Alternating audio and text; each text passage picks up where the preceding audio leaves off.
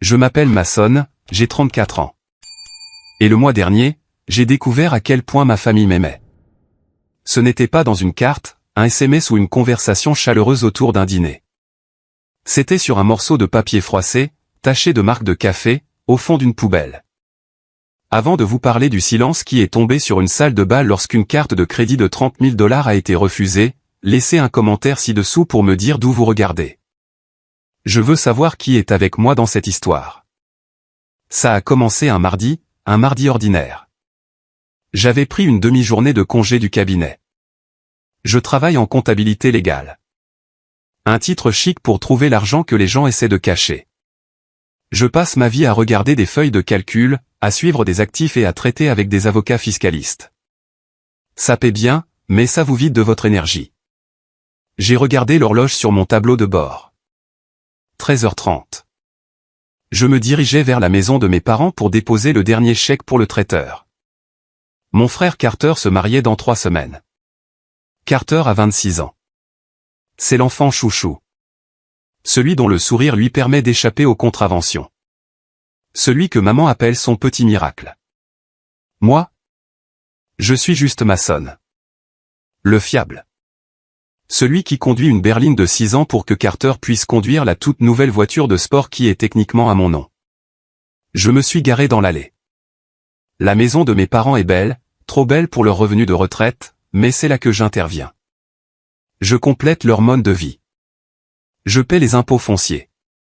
Je gère les réparations de toits imprévus. Je le fais parce que c'est ce qu'on fait pour sa famille, n'est-ce pas? C'est ce que je me suis dit pendant une décennie. Je suis entré avec ma clé. La maison était calme.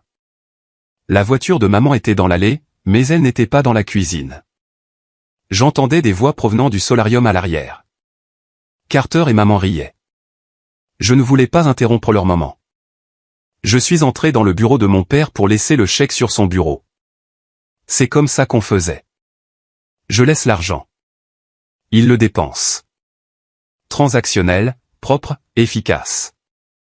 J'ai posé l'enveloppe sur le bureau en acajou, un bureau que je lui avais acheté pour ses 60 ans. Ma main a effleuré une tasse de café à moitié vide que j'y avais laissé le week-end précédent. C'était moisi, dégoûtant. Je l'ai prise pour la jeter dans la petite poubelle sous le bureau. C'est là que je l'ai vue. Une boule de papier épais de couleur crème. Un papier de haute qualité. Le genre de papier qui coûte 3 $ la feuille. Il était froissé, jeté comme un emballage de fast-food. Je ne sais pas pourquoi je l'ai attrapé. C'était peut-être le comptable en moi.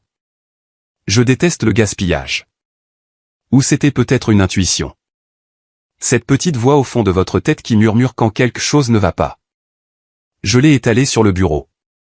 C'était la version finale du programme de mariage et la liste principale des RSVP pour la réception.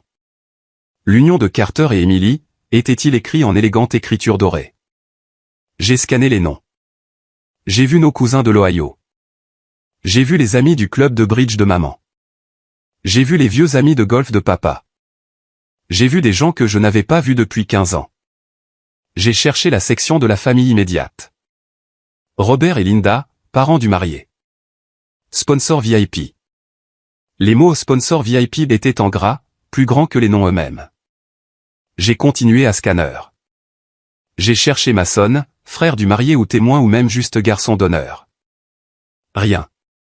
J'ai vérifié la liste des invités. Ordre alphabétique.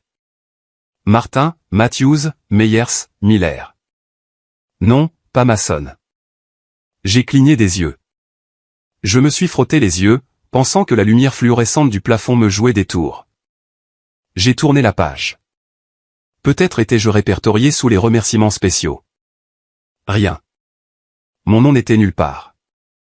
J'avais payé les études de Carter pendant 4 ans. J'avais payé la bague de fiançailles au doigt d'Emily parce que Carter était un peu à court ce mois-ci. Je venais de déposer un chèque de 12 000 $ sur ce même bureau pour le traiteur. Et je n'étais même pas sur la liste. Ma poitrine s'est serrée. J'avais l'impression que quelqu'un avait plongé sa main dans ma cage thoracique et avait pressé mon cœur. Ce n'était pas juste une erreur.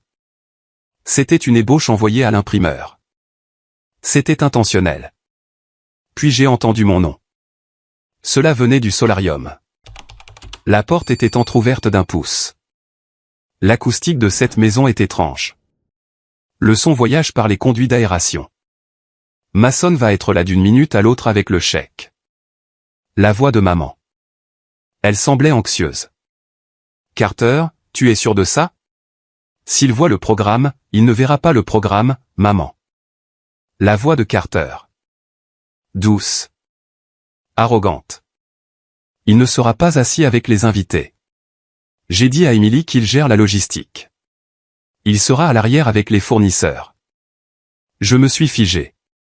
Le sang dans mes veines s'est transformé en glace. Mais c'est ton frère, dit maman, ne me défendant pas, juste énonçant un fait. Regarde-le, maman. Carter rit. Un son cruel et aigu. Il ne correspond pas à l'esthétique. Les parents d'Emily amènent le sénateur Wilkins. Nous essayons de projeter une certaine image ici. Succès. Vieille fortune. Mason arrive dans son costume bon marché avec cette cicatrice sur le menton. Il ressemble à un videur ou à un chauffeur. J'ai touché mon menton. J'ai eu cette cicatrice à 12 ans en tombant d'un vélo parce que j'essayais d'apprendre à Carter à rouler sans roulette. Il m'avait foncé dessus. J'avais pris le bitume pour qu'il n'ait pas à le faire. Alors, qu'as-tu dit à Emily? Demanda maman. Je lui ai dit que c'est la main-d'œuvre, dit Carter. Je lui ai dit que c'est un ami de la famille qui avait besoin de travail. Alors, nous l'avons engagé pour gérer le parking et les fournisseurs. C'est pourquoi il n'est pas sur les photos. C'est du personnel, du personnel. J'ai regardé le chèque sur le bureau. 12 000 $. Et le titre de sponsor VIP à côté de nos noms, demanda maman. Sa voix s'abaissa en un murmure. Mais je l'ai entendu. Tu sais que cet argent appartient à Mason. C'est de l'argent de famille, maman. Carter la congédia.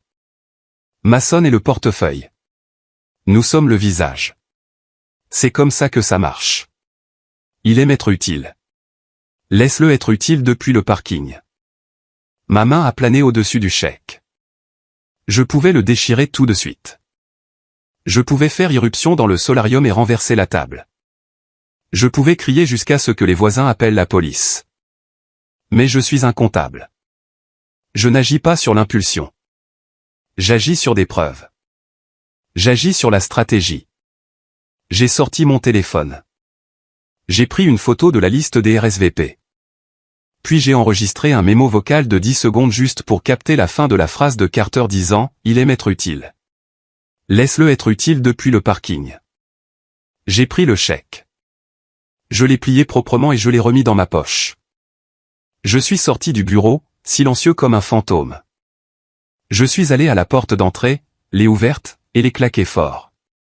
Maman, Carter, ai-je appelé, prenant ma meilleure voix de frère insouciant. Les voix dans le solarium se sont instantanément tues. Une seconde plus tard, Carter a passé la tête. Il souriait, ce sourire à $1 million. Mason, mon vieux, dit-il, s'approchant pour me taper sur l'épaule. Juste à temps. Maman commençait à s'inquiéter pour le traiteur. Je l'ai regardé. Je l'ai vraiment regardé. J'ai vu les mocassins italiens que je lui avais achetés pour Noël. La montre que je lui avais donnée quand il avait obtenu son diplôme, ou quand il nous avait dit qu'il avait obtenu son diplôme. Ouais, ai-je dit. Ma voix était calme, terriblement calme. J'ai en fait oublié le chéquier à mon appartement. Je l'ai laissé sur le comptoir. Le sourire de Carter a vacillé une fraction de seconde. Mon frère, allez. La date limite est 17 h. Tu dois y retourner et le chercher. Je le ferai, ai-je menti. Je retourne maintenant. Je voulais juste passer dire bonjour. Maman est entrée dans le couloir. Elle avait l'air nerveuse. Elle lissait sa blouse, évitant mon regard. Tu ne restes pas pour le café, Mason? Non, ai-je dit. Je dois aller être utile. Carter n'a pas compris la référence. Il a juste vérifié sa montre. D'accord, eh bien, dépêche-toi. Emily panique à cause de la compte. Ne t'inquiète pas pour Emily, ai-je dit. Je m'occupe de tout. Je suis sorti jusqu'à ma voiture. Ma vieille Honda de 6 ans. Je me suis assis sur le siège du conducteur et j'ai fixé le volant.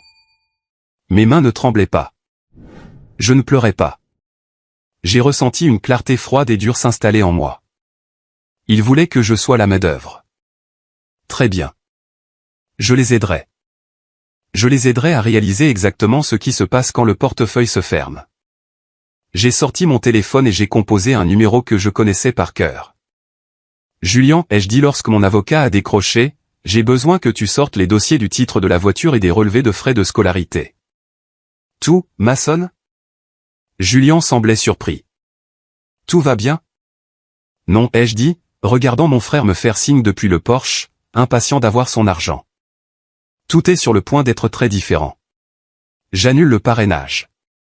M'éloigner de cette maison, c'était comme m'éloigner d'une scène de crime où j'étais la victime, mais le corps n'avait pas encore été retrouvé.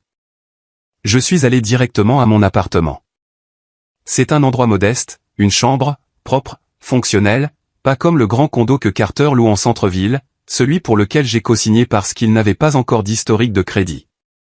Je me suis assis à ma table de cuisine et j'ai ouvert mon ordinateur portable. Il était temps de faire l'audit de ma propre vie. Vous devez comprendre que ce n'était pas seulement une question de mariage. C'était une question de schéma. Un schéma qui a commencé il y a 4 ans lorsque papa s'est blessé au dos et a dû prendre une retraite anticipée.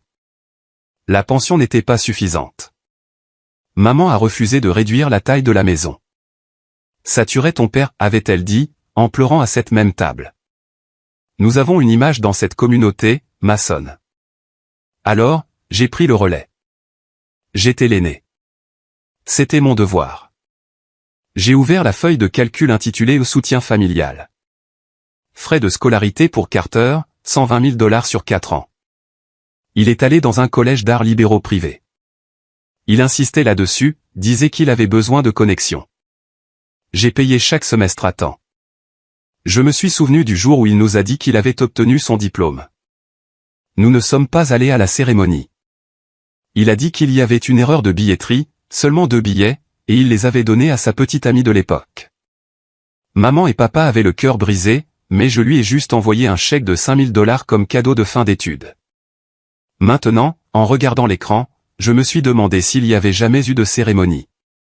Je me suis connecté au portail parents de l'université. J'avais toujours le mot de passe parce que, eh bien, c'était moi qui payais les factures. J'ai navigué jusqu'à l'onglet Dossiers académiques. Statut, retiré. Probation académique. Dernier semestre actif, automne 2022. J'ai fixé l'écran. Il n'avait pas obtenu son diplôme. Il n'avait même pas suivi de cours pendant les 2 dernières années. J'ai ressenti une vague de nausées.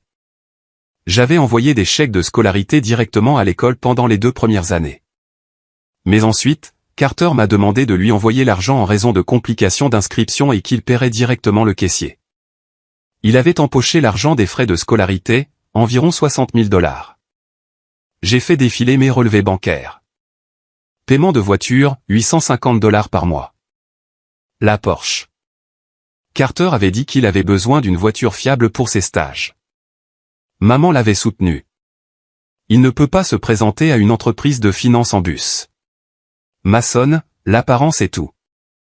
J'ai regardé ma propre réflexion sur l'écran noir de l'ordinateur portable. L'apparence. Je ne suis pas un mannequin. Je le sais.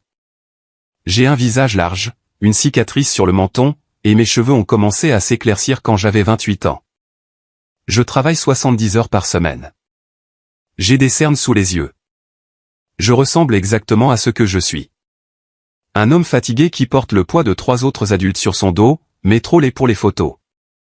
Main-d'œuvre. J'ai ouvert le dossier intitulé au mariage. Acompte pour la salle de réception, 10 000 $ payés. Fleuriste, 5 000 $ payés. Groupe, 4 000 $ payés. Robe d'Émilie, 6 000 $ payés. L'investissement total jusqu'à présent était de près de 45 000 $. Et il y avait encore 30 000 $ à payer dans 2 jours pour la restauration finale et les frais de la salle. Je me suis souvenu du dîner où Carter avait annoncé les fiançailles. Il avait ramené Émilie à la maison. Elle était douce, calme, une enseignante. Elle venait d'une famille aisée. Son père possède une chaîne de concessions automobiles dans l'État, mais elle semblait humble. Carter avait tenu la cour à table, racontant des histoires sur ses investissements et son entreprise de conseil. Je me suis assis là, mangeant mon rôti de bœuf, acquiesçant. Je savais que son entreprise n'était qu'un site web dont je payais les frais d'hébergement. Je savais que ses investissements étaient des opérations de day trading avec l'argent de poche que je lui donnais. Mais je n'ai rien dit. Pourquoi? Parce que je voulais qu'il réussisse. Je voulais croire au mensonge. Je pensais que si je le soutenais assez longtemps, le mensonge finirait par devenir vérité. Mason avait dit maman ce soir-là, en entrechoquant son verre de vin.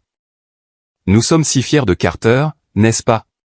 Il amène une si charmante jeune fille dans la famille. Oui, avais-je dit, très fier.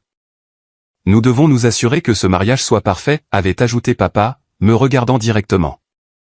Pas Carter et moi. Nous ne voulons pas que les Thompson pensent que nous ne pouvons pas suivre. Suivre le rythme. C'était la devise de la famille. Sauver les apparences. Suivre le rythme des voisins. Maintenir la mascarade. J'ai fermé l'ordinateur portable. La colère avait disparu, remplacée par une froide détermination mécanique. Dans mon domaine de travail, quand nous découvrons une fraude, nous ne devenons pas émotifs. Nous gelons les actifs. Nous coupons les lignes d'approvisionnement. Nous documentons tout. J'ai pris mon téléphone et j'ai appelé la compagnie de cartes de crédit en premier. Ici Mason Reynolds. Je dois signaler une carte perdue.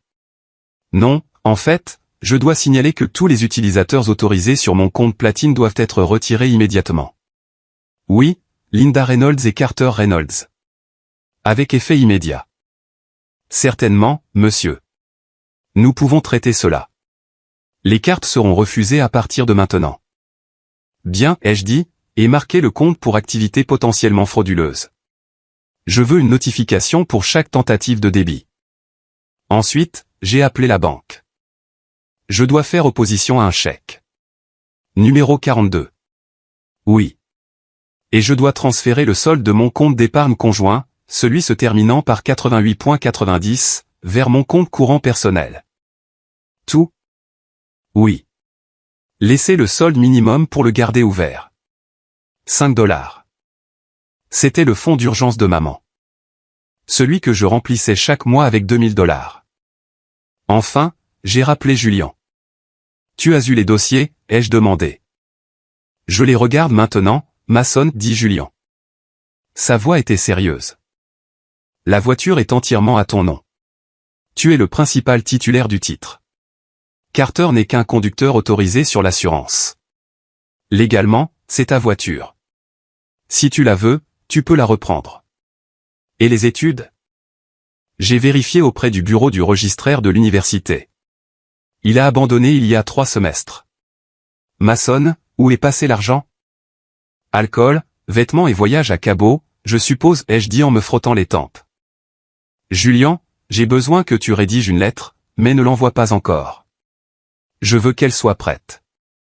Quel genre de lettre? Une demande de remboursement et un avis d'expulsion pour le condo. Mason, Julian fit une pause. C'est nucléaire. Tu vas faire exploser le mariage. Je ne fais rien exploser, ai-je dit, regardant la photo de la liste des RSVP sur mon téléphone. Sponsor VIP.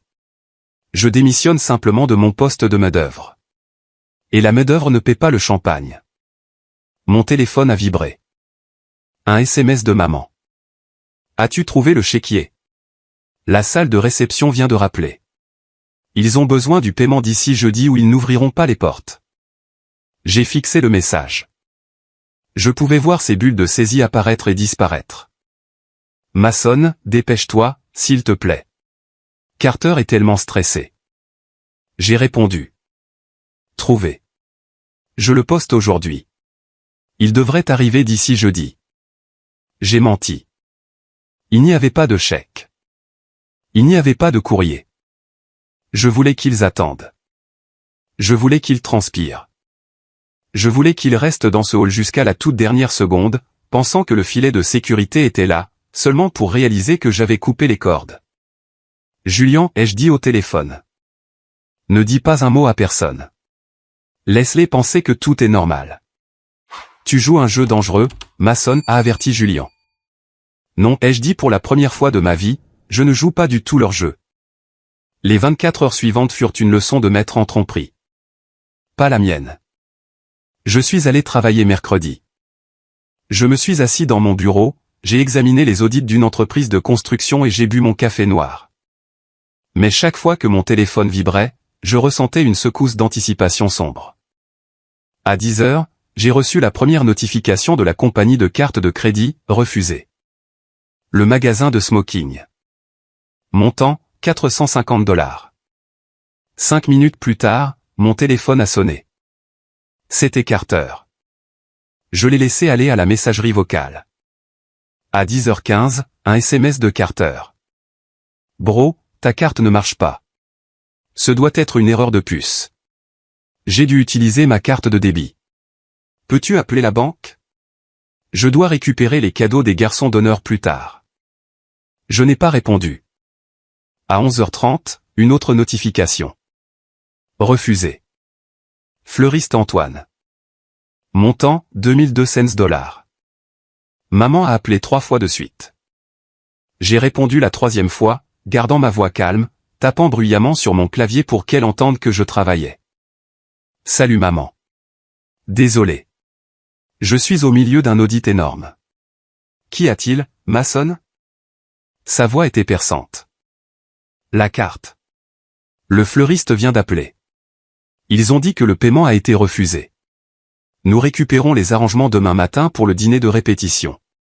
Tu dois régler ça. Oh, bizarre, ai-je dit, l'air distrait. La banque l'a probablement signalé pour activité inhabituelle à cause de toutes les dépenses du mariage. Je les appellerai pendant ma pause déjeuner. Ne t'inquiète pas. Fais-le maintenant, Mason. C'est embarrassant. Le fleuriste connaît les Thompson. Je ne peux pas le faire maintenant, maman. J'ai un client au bureau. Je m'en occuperai. Le chèque pour la salle est-il arrivé? Pas encore, a-t-elle claqué. Mais le courrier n'est pas arrivé. Il sera là, ai-je dit. Détends-toi. J'ai raccroché. Je n'ai pas appelé la banque. Je suis allé à la salle de repos et j'ai acheté un bagel. Cet après-midi-là, j'ai décidé que je devais être absolument sûr. Il y avait une petite partie de moi, la partie faible, la partie frère, qui chuchotait, peut-être as-tu mal compris. Peut-être que la liste des RSVP n'était qu'une erreur. Peut-être que Carter plaisantait. J'avais besoin de l'entendre de la source.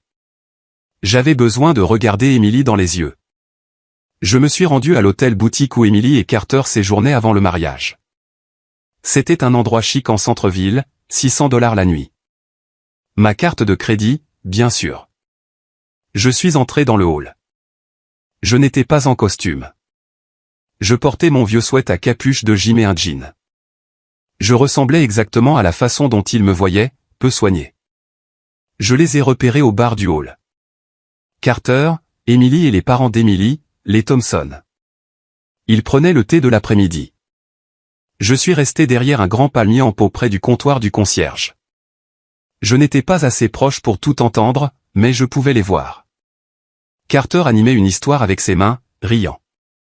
Monsieur Thompson avait l'air impressionné. Je me suis approché du concierge. Excusez-moi, ai-je dit à la jeune femme au comptoir. Je suis censé déposer un colis pour le marié, Carter Reynolds. Est-il dans les parages? Elle a levé les yeux, a souri poliment, puis a jeté un coup d'œil au bar. Oh, oui. C'est Monsieur Reynolds là-bas avec sa fiancée. Super, ai-je dit. Je ne veux pas les interrompre. Ils ont l'air occupés. Ils le sont, a-t-elle baissé la voix d'un ton conspirateur. Grand mariage ce week-end. C'est un sacré charmeur, n'est-ce pas? Il racontait au personnel tout à l'heure son empire Internet. Empire, ai-je répété platement. A-t-il mentionné son frère? Elle a froncé les sourcils, réfléchissant. Je ne crois pas. Il a mentionné que ses parents sont des financiers VIP. Et il a mentionné. Oh, il a dit que son assistant déposerait les sacs cadeaux plus tard.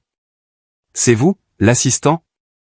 Oui, ai-je dit, forçant un sourire qui ressemblait à du verre brisé. C'est moi, l'assistant.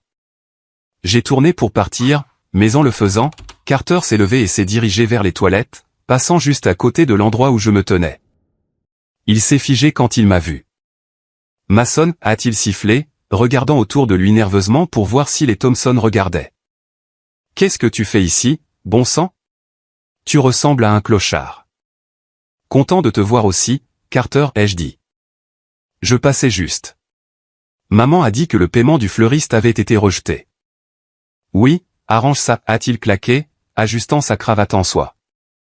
Et pourquoi es-tu ici? Si le père d'Émilie te voit. Écoute, vas-y. Je ne veux pas que tu ruines l'ambiance. L'ambiance, ai-je dit. D'accord. Et, Carter, je me demandais où est-ce que je m'assieds à la réception? Je n'ai jamais reçu d'invitation. Il a levé les yeux au ciel. Jésus, tu es encore là-dessus? Je t'ai dit que tu gères les fournisseurs. Tu prendras une assiette à l'arrière. On ne peut pas t'avoir à la table d'honneur, Mason. Regarde-toi. Il a fait un geste vers mon sweat à capuche. Tu ne corresponds pas au récit. Le récit étant que tu es un millionnaire autodidacte? Il s'est approché, son visage se durcissant. Le charmant garçon avait disparu. Le récit est ce que je dis qu'il est. Et toi? Tu es celui qui paie les factures parce que c'est tout ce à quoi tu sers. Tu n'as aucun capital social, Mason. Tu es ennuyeux. Tu es laid. Tu es célibataire. Alors fais ton travail. Paie ce putain de fleuriste et reste en dehors des photos. Personne ne veut voir ta cicatrice dans un album de mariage. Il m'a poussé dans la poitrine. Rentre chez toi. Transfère l'argent et ne montre pas ton visage tant que nous n'aurons pas besoin de toi pour charger les cadeaux dans la voiture dimanche. Il s'est retourné et est retourné au bar, remettant son masque de charme avant même de s'asseoir. Je l'ai regardé embrasser Émilie sur la joue. Je l'ai regardé lui sourire, complètement inconsciente qu'elle épousait un fraudeur. Je suis sorti de cet hôtel et tout doute persistant que j'avais avait disparu, réduit en cendres. Je me suis assis dans ma voiture et j'ai sorti mon téléphone. J'ai ouvert l'application bancaire. Transfert terminé. Mon compte joint avec maman était maintenant vide. J'ai regardé les coordonnées de la salle. Le grand Hockeystadt. Je n'allais pas les appeler. Pas encore. J'allais laisser la physique prendre le dessus. Un objet en mouvement reste en mouvement jusqu'à ce qu'il frappe un mur. Carter était l'objet. Jeudi était le mur. Je suis rentré chez moi et j'ai commencé à imprimer. J'ai imprimé les relevés de frais de scolarité. J'ai imprimé l'avis de retrait du collège. J'ai imprimé le titre de propriété de la voiture. J'ai imprimé les relevés bancaires montrant les virements sur le compte de Carter. J'ai tout mis dans une belle et nette chemise cartonnée. Puis j'ai pris une douche. Je me suis frotté à vif. Je me suis rasé. J'ai regardé la cicatrice sur mon menton dans le miroir. Laid? Ai-je murmuré? Non, pas laid. Cher. Cette cicatrice m'a coûté une mâchoire cassée et 6 points de suture pour le sauver. J'ai regardé ma réflexion. Tu n'es pas la main-d'œuvre, Mason. Tu es le PDG de ce désastre. Jeudi matin est arrivé. 2 jours avant le mariage, la date limite. Mon téléphone a commencé à sonner à 9h pile. Maman. Maman. Carter. Maman. J'ai mis le téléphone en mode ne pas déranger. Je me suis préparé une tasse de café. Je me suis assis sur mon balcon et j'ai regardé la ville se réveiller. À 11h, la notification de message vocal est apparue. C'était la responsable de la salle. Bonjour, ici Sarah du Grand Oak. Nous n'avons pas reçu le paiement final de 32 000 $. Nous avons essayé la carte enregistrée et elle a été refusée. Nous avons besoin du paiement avant 14h aujourd'hui, sinon nous ne pourrons pas permettre aux fournisseurs de s'installer pour samedi. Veuillez nous appeler immédiatement. L'horloge tournait. 12h. 13h. À 13h30, j'ai finalement pris le téléphone, mais je n'ai pas appelé la salle. J'ai appelé maman. Mason. Elle criait, littéralement. Où es-tu? Le chèque n'est jamais arrivé. La salle menace d'annuler. Carter hyperventile. Tu dois virer l'argent maintenant. Je suis au travail, maman, ai-je dit calmement. Je ne peux pas virer autant sans être là en personne. Alors vas-y, va à la banque. Je ne peux pas, ai-je dit, j'ai une réunion. Au diable ta réunion, a rugi papa en arrière-plan. C'est le mariage de ton frère. D'accord, ai-je dit, écoute, dis à la salle que j'arrive. Je vous y rejoins. J'apporterai un chèque de banque. Dis-leur d'attendre. Combien de temps? Je serai là pour 16 heures, ai-je dit. Il ferme à 17 heures. Dépêche-toi. J'ai raccroché. Je n'allais pas à la banque. J'ai pris la chemise cartonnée. J'ai pris mes clés. J'allais à la salle de mariage, mais je n'apportais pas de chèque. J'apportais la vérité. Le trajet jusqu'au Grand Orchestat a duré 45 minutes. Cela m'a laissé beaucoup de temps pour réfléchir. J'ai pensé au Noël où j'avais 22 ans. Je venais de commencer mon premier emploi. J'avais utilisé toute ma prime pour acheter un collier de diamants à maman.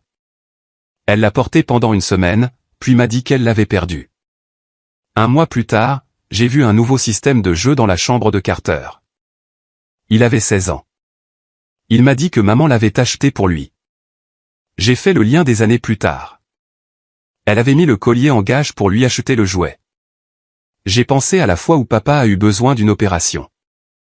J'avais payé la franchise, $5000. Carter ne lui a même pas rendu visite à l'hôpital parce qu'il avait la semaine de recrutement de sa fraternité. Papa l'avait défendu. Il construit son réseau, maçonne, laisse-le faire. J'ai serré le volant. Le cuir était usé sous mes mains. Le silence sur mon téléphone était lourd maintenant. Il pensait que j'étais en route. Il pensait que le portefeuille venait sauver la situation. Ils étaient probablement soulagés, probablement en train de plaisanter sur le fait que je m'y prenais toujours à la dernière minute mais que je livrais toujours. Je me suis arrêté devant le domaine. C'était magnifique. Pelouse vallonnée, piliers blancs, une fontaine qui coûtait probablement plus cher que ma voiture. J'ai vu les voitures sur le parking, la Lexus de maman, le SUV de papa, et là, garé juste devant dans une place réservée, il y avait la Porsche, ma Porsche. J'ai garé ma Honda à côté. Le contraste était poétique, la berline grise rouillée à côté de la voiture de sport rouge brillante. J'ai monté les marches. J'entendais des voix à l'intérieur du hall principal. C'est bon, monsieur Thompson. J'ai entendu la voix de Carter. Il semblait tendu, mais essayait de rester léger. Juste un problème bancaire. Mon frère apporte les fonds certifiés maintenant. Il est essentiellement mon directeur financier. Eh bien, c'est un peu juste, fiston. Une voix profonde à gronde. Ce devait être le père d'Emily. Cet endroit ne plaisante pas. J'ai poussé les lourdes portes en chêne. Le hall était magnifique. Lustre en cristal, sol en marbre. Debout près de la réception se trouvait tout le casting. Maman, papa, Carter, Emily, et ses parents, et une femme à l'air sévère en blazer, Sarah, la gérante. L'air dans la pièce était si épais qu'on pouvait s'y étouffer. Quand la porte s'est refermée derrière moi, tout le monde s'est tourné. Maçonne, s'est exclamée maman, se précipitant. Ses yeux étaient grands, paniqués. Dieu merci. Tu l'as? Donne-le à Sarah. Carter a laissé échapper un souffle qu'il semblait avoir retenu pendant des heures. Il a souri au père d'Emily. Tu vois? Je te l'avais dit. Fiable comme une horloge. Il s'est approché de moi. La main tendue. C'était un peu juste, frérot. Donne-le. Je suis resté là. Je n'ai pas fouillé ma poche. Je tenais la chemise cartonnée à mes côtés. J'ai regardé Emily. Elle était magnifique même dans ses vêtements décontractés. Elle avait l'air inquiète. Salut, maçonne, a-t-elle dit doucement. Je suis tellement désolé de t'avoir fait quitter le travail. C'est bon, Emily, ai-je dit. J'ai regardé Carter. J'ai regardé mes parents. Maçonne, a aboyé papa. Le chèque, maintenant. Il n'y a pas de chèque, ai-je dit. Le silence qui a suivi fut instantané et absolu. C'était assourdissant. Quoi?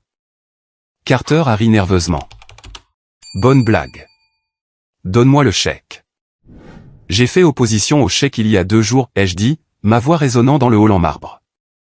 J'ai annulé les cartes de crédit hier et j'ai vidé le compte joint ce matin. Maman a arrêté de respirer. Sa main est allée à sa gorge. Mason, qu'est-ce que tu dis, a-t-elle murmuré. Pourquoi? Pourquoi? Pourquoi, ai-je répété.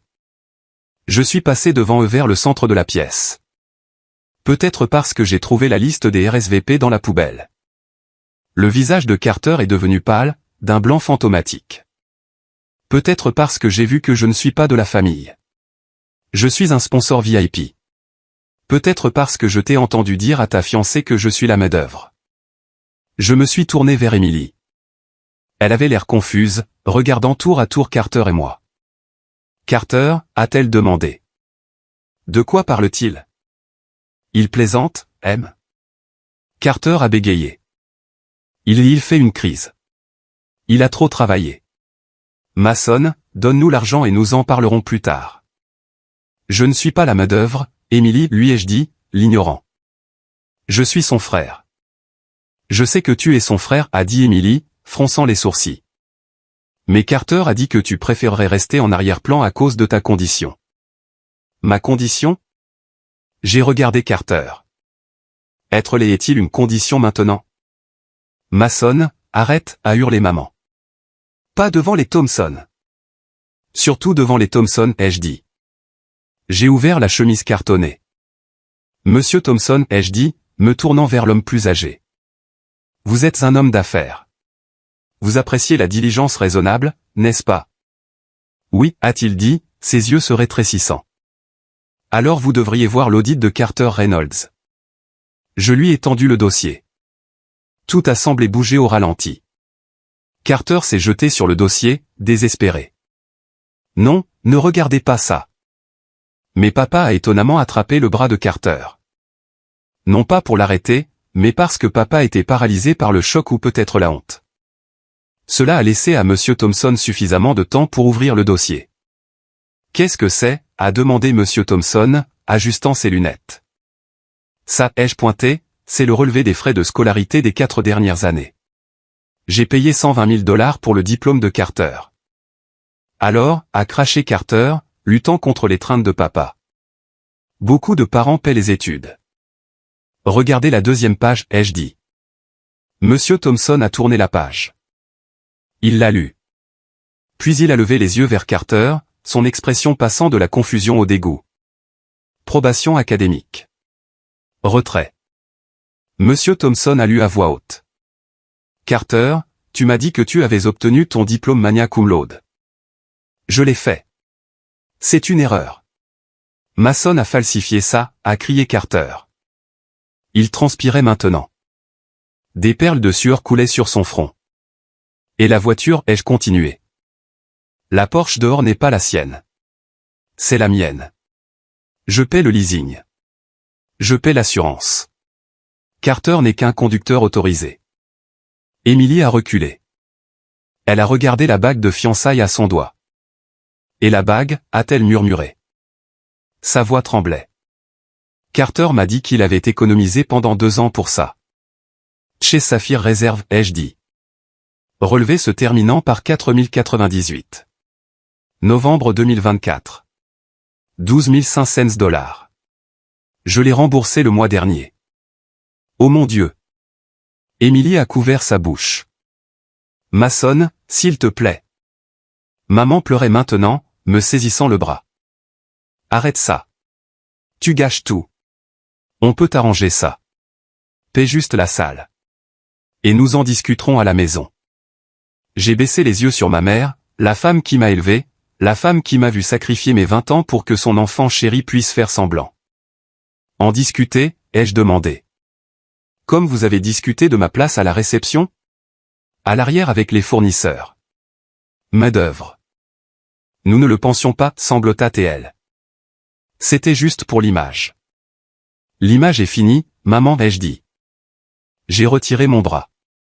Je me suis tourné vers Sarah, la gérante de la salle, qui observait la scène avec de grands yeux. Sarah, ai-je dit, je suis le propriétaire de la carte de crédit se terminant par 5544. Je n'autorise plus aucune autre dépense. Si vous utilisez cette carte, je la signalerai comme fraude. Comprenez-vous? Oui, monsieur, a-t-elle dit rapidement. Absolument. Et puisque la compte a été payée avec ma carte, ai-je ajouté, je vérifierai votre contrat concernant les remboursements en cas d'annulation pour non-paiement. Mason, a rugi Carter. Il s'est libéré de l'emprise de papa et m'a chargé. Il m'a attrapé par le col. Espèce de connard jaloux. Tu fais ça parce que tu es un raté. Tu es seul et tu ne supportes pas que je sois heureux. Je n'ai pas bronché. Je suis resté ferme. Je suis 10 centimètres plus grand que lui. Et malgré mon travail de bureau, je porte le poids de cette famille. Je suis fort. Je ne suis pas jaloux, Carter, ai-je dit calmement, regardant ses yeux sauvages. Je suis juste fauché. Le portefeuille est vide. Le parrainage est annulé. Je l'ai repoussé. Il a trébuché en arrière, s'écrasant contre une exposition de vases à fleurs. Ils se sont brisés. Emily, a dit Monsieur Thompson, sa voix comme du granit. Monte dans la voiture. Emily l'a regardé, les larmes coulant sur son visage. Monte dans la voiture, a-t-il répété. Il a regardé Carter avec un pur dégoût. Nous partons. Il n'y aura pas de mariage. Non, attendez. Carter s'est relevé précipitamment. Monsieur Thompson, s'il vous plaît. Il ment. C'est une manipulation. Je peux expliquer. Vous n'avez pas obtenu votre diplôme, a demandé Monsieur Thompson. Vous ne possédez pas votre voiture? Vous n'avez pas acheté la bague? Carter a ouvert la bouche, mais aucun mot n'est sorti. La vérité était sur le papier dans la main de Monsieur Thompson. Monsieur Thompson a laissé tomber le dossier par terre. Vous êtes un fraudeur, fiston, et un parasite. Restez loin de ma fille. Il a pris le bras d'Emily. Elle n'a pas résisté. Elle a regardé Carter une dernière fois. Non pas avec amour, mais avec la réalisation déchirante qu'elle regardait un étranger. Elle a retiré la bague. Elle ne l'a pas jetée. Elle l'a posée délicatement sur le comptoir de la réception. Je crois que ceci vous appartient, Mason, a-t-elle dit doucement. Puis elle est sortie. Emily. Emily, a crié Carter, courant après eux, mais les portes automatiques se sont refermées sur son visage. Il les a regardés monter dans leur Mercedes et partir. Il s'est retourné vers moi. Son visage était tordu de rage. Je vais te tuer, a-t-il murmuré. Tu as ruiné ma vie. Non, Carter, ai-je dit. J'ai juste arrêté de la payer. J'ai regardé mes parents. Papa était assis sur un banc de velours, la tête dans les mains. Maman fixait le vase brisé, marmonnant, les Thompson? Les voisins? Oh, mon Dieu! J'ai ressenti une vibration dans ma poche. Mon téléphone. Je l'ai sorti. C'était une notification de la banque. Transfert terminé. Je les ai regardés une dernière fois.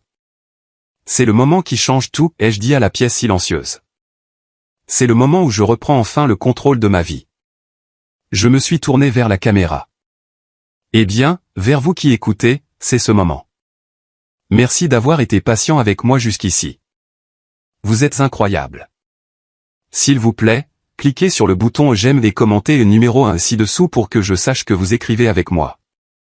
Cela aide plus de gens à trouver cette histoire et cela me dit que mon expérience signifie quelque chose pour vous. Votre soutien est la seule chose qui me permet de continuer à partager le reste de cela. Je suis sorti du Grand Hockeystadt. Le soleil se couchait. L'air était vif.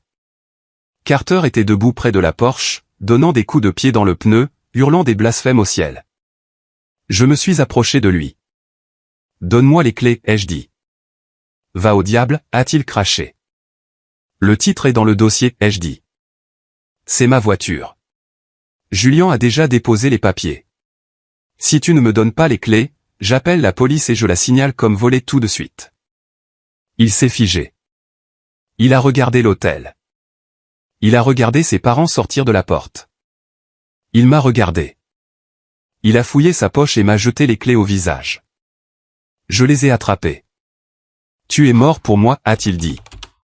Je sais, ai-je répondu. Je n'étais pas sur la liste, tu te souviens? Je suis monté dans la Porsche. Elle sentait le cuir neuf et l'eau de Cologne chère de Carter. J'ai ajusté le siège. Il l'avait trop incliné en arrière. J'ai démarré le moteur. Le rugissement du moteur était le plus doux son que j'ai jamais entendu. J'ai laissé ma Honda sur le parking. Je la récupérerai plus tard avec Julien. Ou peut-être que je la donnerai.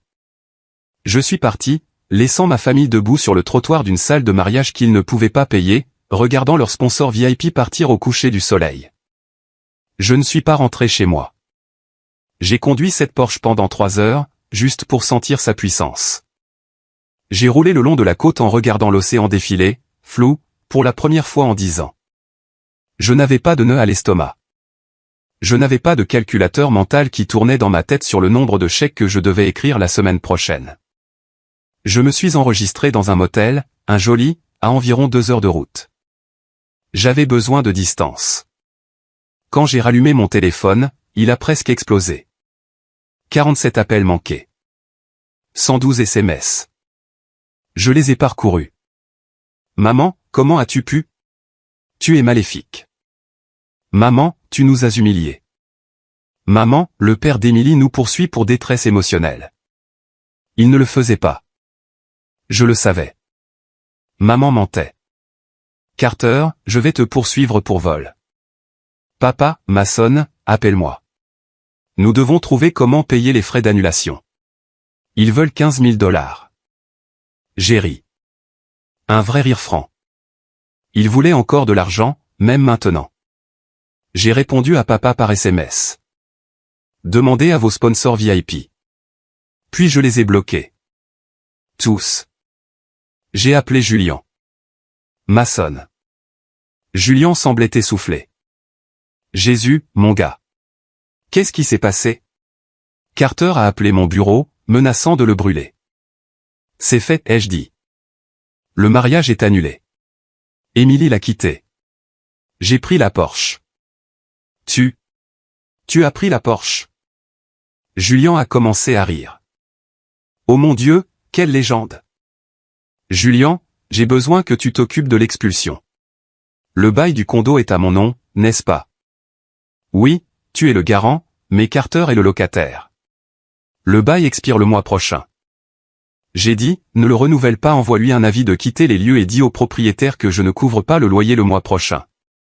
S'il reste, il paie. Il ne peut pas payer, a dit Julien. Il n'a pas de revenus. Exactement. Les quelques semaines suivantes furent un tourbillon de lettres juridiques et de silence. Je suis retourné au travail le lundi. Je portais un nouveau costume. J'ai conduit la Porsche au bureau. Mon patron, Monsieur Henderson, m'a vu sur le parking. Il a sifflé. Nouvelle roue, Mason. Tu as cambriolé une banque? Non, ai-je souri. J'ai juste arrêté un cambriolage. J'ai vendu la Porsche 2 jours plus tard. Je n'en voulais pas. Elle était entachée. J'ai pris l'argent, environ 65 000 $, et je l'ai placé sur un compte d'investissement à haut rendement. Je l'ai intitulé au Fonds de liberté de Mason. J'ai acheté un SUV sensé. Quelque chose pour moi. J'ai appris par le bouche à oreille, c'est-à-dire ma tante Brenda, la seule parente qui me parlait encore, ce qui était arrivé à la famille. Carter avait dû retourner vivre avec maman et papa. Sans la voiture et l'argent de poche, son image s'est effondrée. Son entreprise s'est effondrée parce que j'avais arrêté de payer les frais de serveur. Il travaillait maintenant dans un bar local, servant des boissons. Maman est tombée dans une profonde dépression. Non pas parce que je lui manquais, mais parce que les voisins savaient. Les Thompson avaient parlé. Tout le monde savait que son fils était un fraudeur et que son autre fils les avait coupés. Elle ne pouvait plus montrer son visage au club de bridge. Et papa. Papa était le seul à avoir essayé de me contacter. Il a envoyé une lettre à mon bureau. Mason, était-il écrit, nous avons fait des erreurs, mais tu es toujours notre fils. Nous sommes une famille. Tu as le devoir de pardonner. Devoir. J'ai déchiqueté la lettre. Le devoir est à double sens. Ils ont violé le contrat. Environ un mois plus tard, j'étais dans un café en centre-ville. Je lisais un livre, quelque chose que je n'avais pas eu le temps de faire depuis des années. J'ai vu quelqu'un marcher vers ma table. C'était Émilie. Elle avait l'air différente.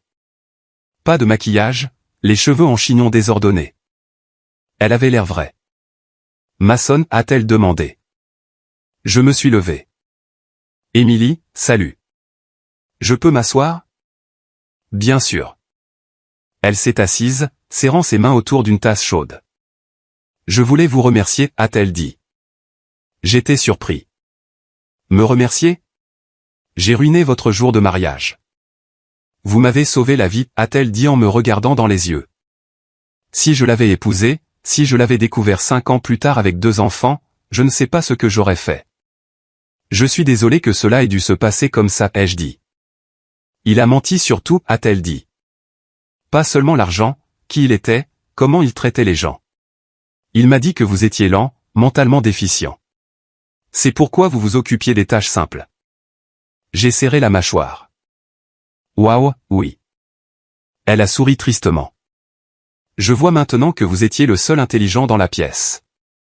Nous avons parlé pendant 1 heure, non pas comme des beaux-frères et belles-sœurs, mais comme 2 personnes qui avaient survécu à la même tempête. Elle m'a dit qu'elle déménageait à Chicago, pour recommencer à zéro. Tant mieux pour vous, ai-je dit. Et vous, a-t-elle demandé. Que allez-vous faire avec tout cet argent supplémentaire? J'ai souri, un vrai sourire. Je pense que je vais faire un voyage, ai-je dit. Quelque part où personne ne se soucie de mon image. Elle a ri. Envoyez-moi une carte postale. Je le ferai. Elle est partie. Je l'ai regardée s'en aller. Je me suis assis là, dans le café, écoutant le bourdonnement des conversations, le tintement des tasses. J'ai réalisé quelque chose. Je n'avais plus de famille. Je n'avais plus de parents à satisfaire ni de frères à soutenir. J'étais seul. Mais pour la première fois de ma vie, seul ne se sentait pas solitaire. Je me suis senti libre. 6 mois se sont transformés en 1 an. Et laissez-moi vous dire qu'1 an de silence est une chose bruyante. Cela résonne dans vos oreilles au début.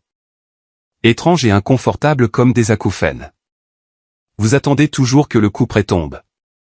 Vous attendez toujours le SMS frénétique demandant de l'argent pour une caution ou le message vocal culpabilisant concernant une urgence médicale qui s'avère être un renouvellement de Botox. Mais finalement, le tintement s'arrête et vous n'entendez plus que la vie.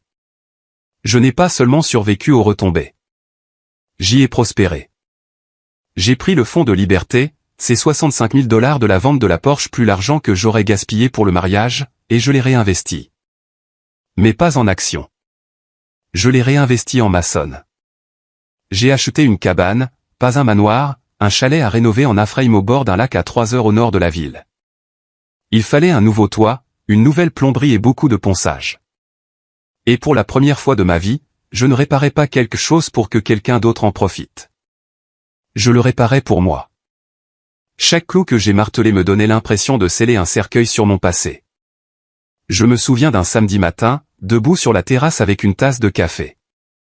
Ma tasse dans ma maison, payée avec mon argent, regardant la brume rouler sur l'eau.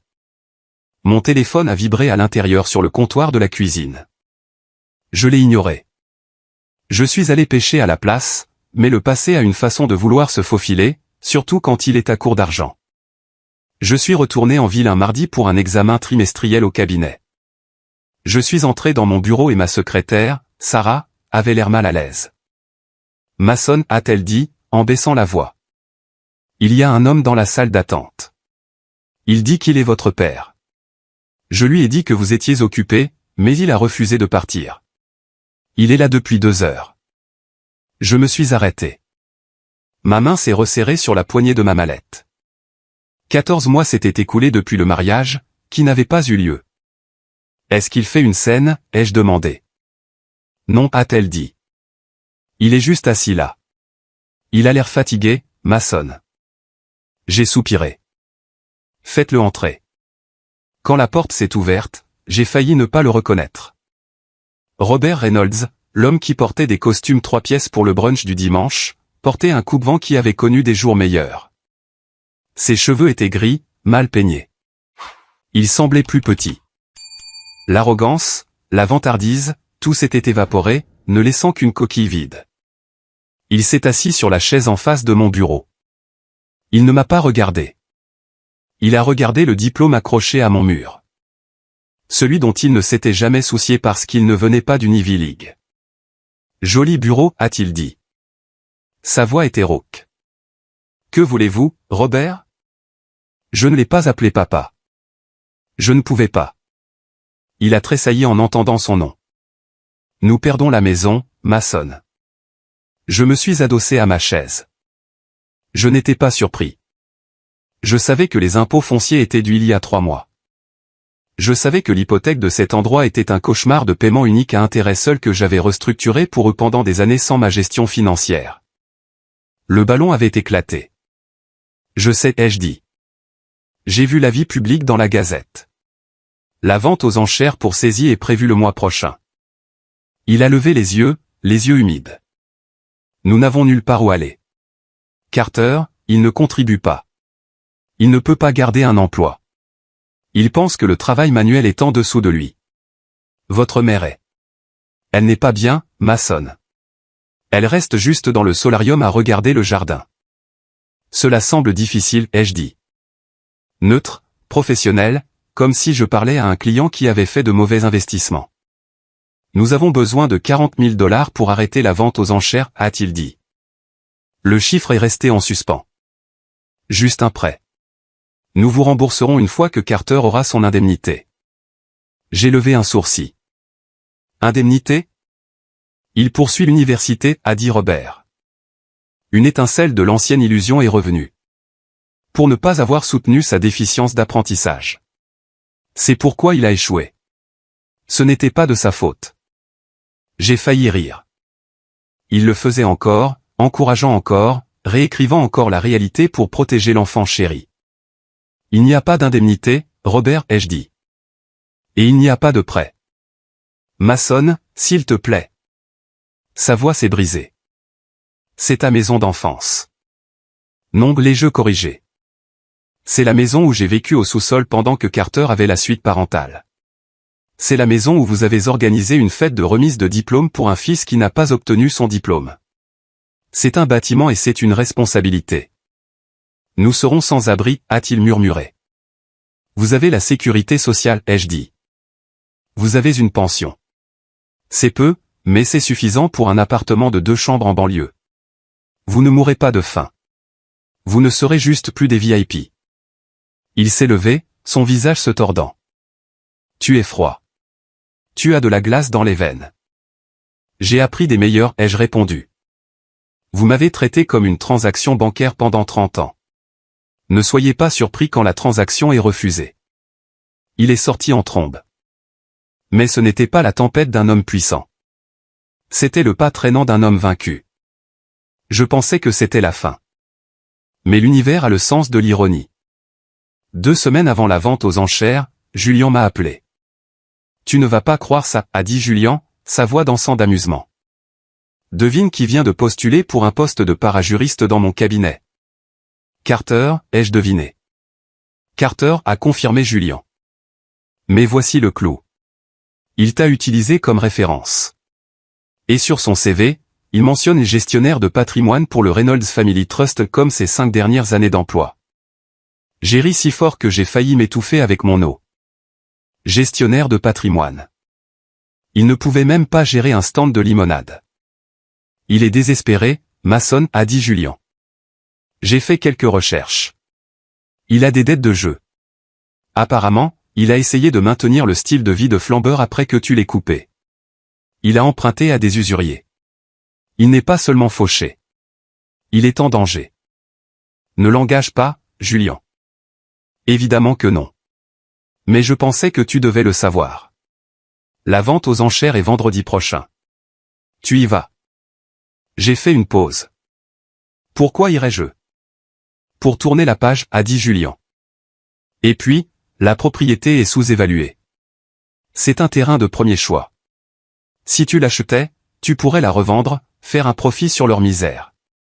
Appelle ça le coup ultime du travailleur engagé au point. J'y ai réfléchi. Acheter la maison, les expulser moi-même. Cela ressemblait à quelque chose tiré d'un film de vengeance. Cela semblait satisfaisant. J'y penserai, ai-je dit. Vendredi est arrivé. C'était une journée pluvieuse et grise. La vente aux enchères a eu lieu sur les marches du tribunal du comté. Je me suis tenu à l'arrière de la foule, portant un imperméable et une casquette de baseball. Je les ai vus. Maman et papa étaient blottis sous un parapluie noir, l'air terrifié. Carter était là, faisant les 100 pas, parlant frénétiquement au téléphone, essayant probablement de trouver un miracle. Le commissaire-priseur a commencé les enchères. Mise d'ouverture, 300 000 $. Silence. 300 000 $. Est-ce que j'entends 350? Un promoteur en trench coat beige a levé la main. 350. Maman a sangloté. Papa l'a entouré de son bras. 375. Un autre enchérisseur a surenchéri. Je les ai regardés. J'ai regardé la maison où j'avais appris à faire du vélo. La maison où j'avais réparé le toit. La maison où j'avais trouvé mon nom dans la poubelle. Je l'ai regardé leur échapper. J'avais l'argent. Mon crédit était impeccable. Je pouvais lever la main maintenant. Je pouvais l'acheter. Je pouvais les sauver. Ou je pouvais l'acheter et les expulser. Mes mains sont restées dans ma poche. J'ai réalisé quelque chose sous cette pluie. Acheter la maison, même pour la revendre, même pour me venger, c'était toujours m'impliquer. C'était toujours jouer leur jeu. C'était toujours me lier à leur chaos. La vengeance ultime n'était pas de les détruire. C'était l'indifférence. Vendu, a crié le commissaire-priseur. Pour 420 000 $ au monsieur en manteau beige.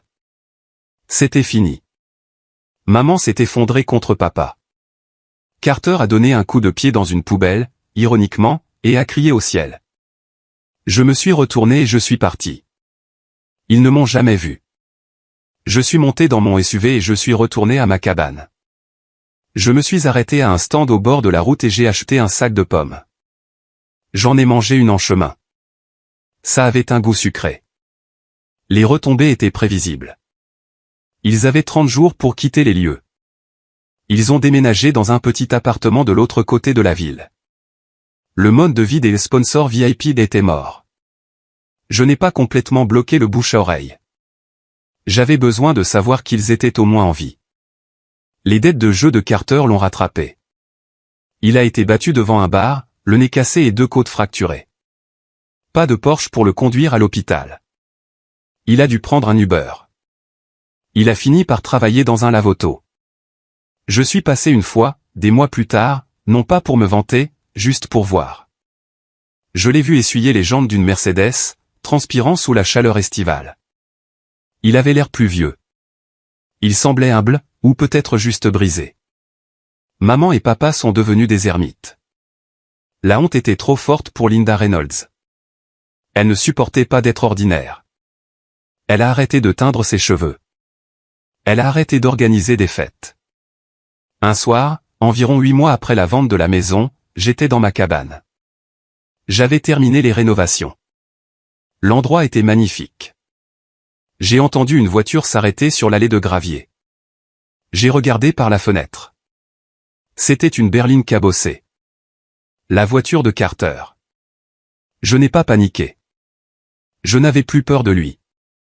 Je suis sorti sur le porche. Mon chien, un golden retriever de refuge nommé Buster, montait la garde à mes côtés. Carter est sorti. Il avait l'air mal en point. Son nez était de travers à cause de la fracture.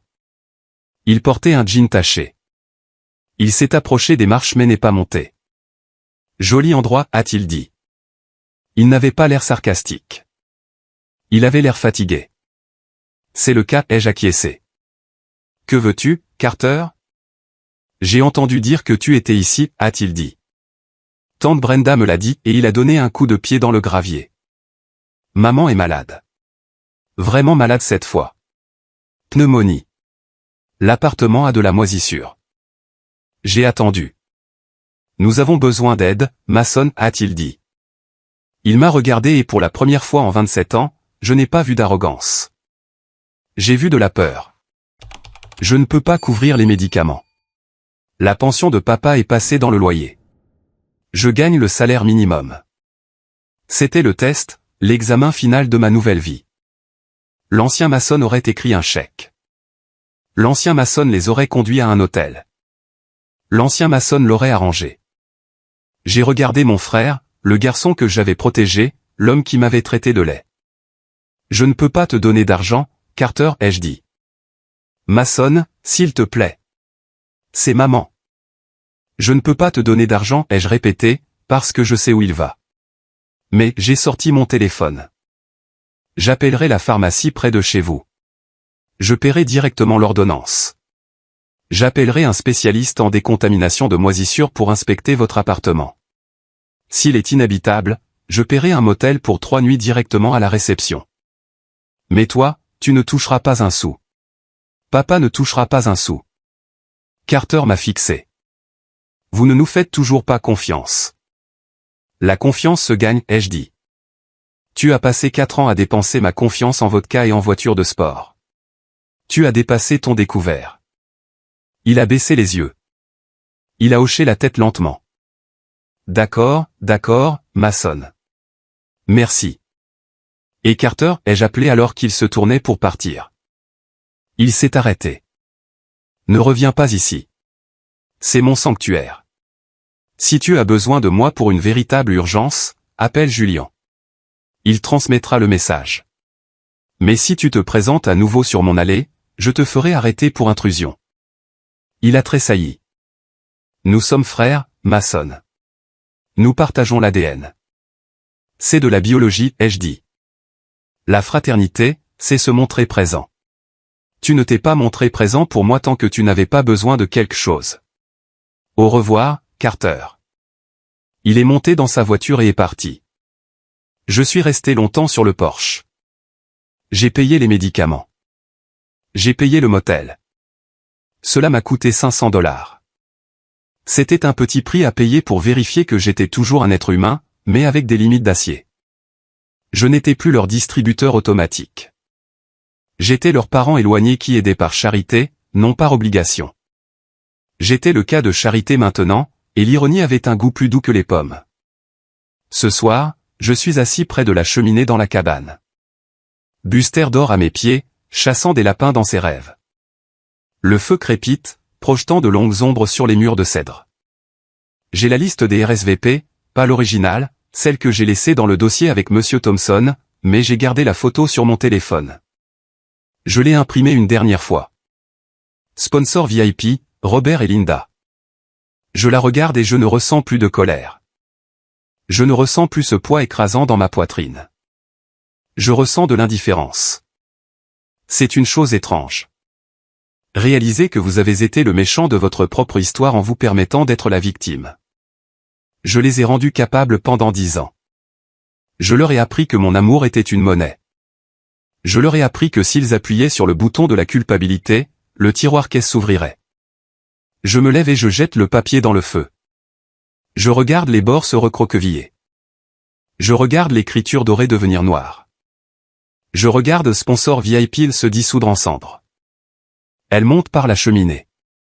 La fumée disparaît dans le ciel nocturne. Mon téléphone vibre. Il y a un SMS d'Emily. Elle m'envoie une photo de son nouvel appartement à Chicago. Elle a l'air heureuse. J'ai trouvé un endroit, écrit-elle. Pas de sol en marbre, mais c'est à moi. Merci encore, maçon. Je réponds. Ça a l'air parfait. Profitez de la liberté. Je pose le téléphone. Je pense au concept de famille. On nous dit dès la naissance que la famille est tout. Le sang est plus épais que l'eau. Mais on ne nous donne jamais la citation complète. L'adage original est que le sang de l'alliance est plus épais que l'eau du ventre. Les liens que vous choisissez sont plus forts que ceux que vous héritez. J'ai choisi ma famille maintenant. C'est Julien qui m'a soutenu légalement et émotionnellement. C'est Buster qui m'aime, que je conduise une Porsche ou une Honda. C'est Emily, une survivante qui comprend les cicatrices. Et surtout, c'est moi. J'ai dû apprendre à être mon propre père, ma propre mère, mon propre frère. J'ai dû me parrainer moi-même. Je marche jusqu'à la fenêtre et je regarde le lac. La lune se reflète sur l'eau. Un chemin argenté menant à nulle part et partout. J'ai 35 ans. J'ai une cicatrice sur le menton qui me donne l'air dur. J'ai un compte bancaire qui est le mien. J'ai un avenir qui est à écrire. Je ne suis pas la main-d'œuvre.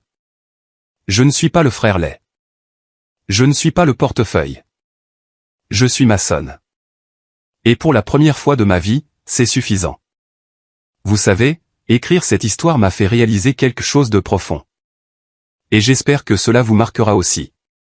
Nous confondons souvent les limites avec la trahison. Nous pensons que dire non à la famille est un acte de guerre alors qu'en réalité, c'est un acte de survie. La maltraitance financière est une vraie maltraitance. Ce n'est pas parce qu'il ne vous frappe pas qu'il ne vous blesse pas. Si votre amour n'est accepté que lorsqu'il vient avec un prix, ce n'est pas de l'amour. C'est un service d'abonnement et vous avez tout à fait le droit de l'annuler. Vous ne devez à personne votre santé mentale, votre stabilité financière ou votre dignité, quel que soit l'ADN que vous partagez. Je veux vous entendre. Vous êtes-vous déjà senti comme le sponsor VIP dans vos propres relations? Avez-vous déjà dû couper les ponts avec quelqu'un que vous aimiez pour vous sauver? Laissez un bon dans les commentaires si vous pensez que j'ai pris la bonne décision ou partagez votre propre moment de liberté ci-dessous. Construisons ici une communauté où nous nous rappelons mutuellement que nous valons plus que ce que nous pouvons offrir. Merci d'avoir écouté. Restez forts et gardez vos reçus.